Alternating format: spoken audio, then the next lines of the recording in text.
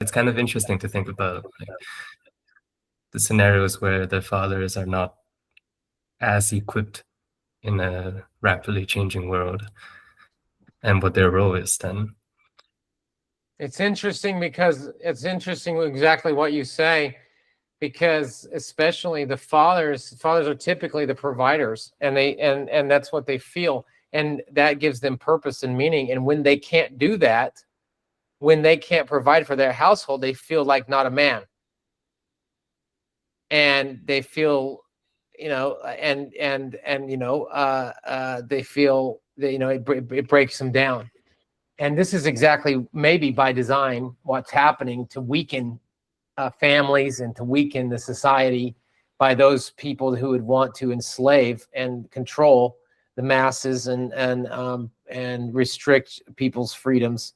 But at the same time, it's this winner take all market capitalism.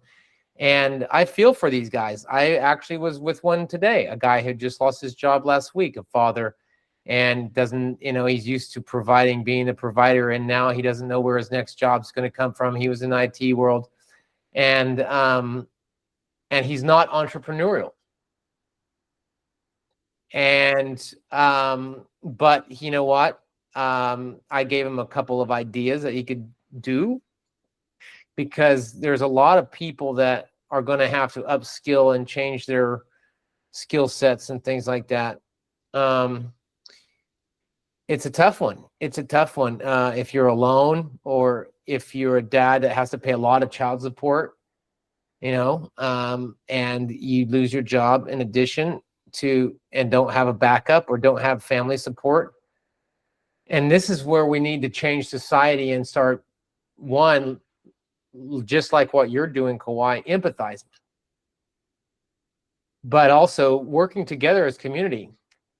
And that's why I have two different business proposals on the table for the church that would create 12 jobs and fund church activities with at least a few $100,000 in profit after paying for the employees in the facilities. But it's God's will. And, you can only push these things so far. You can lead a horse to water, but you can't make it drink.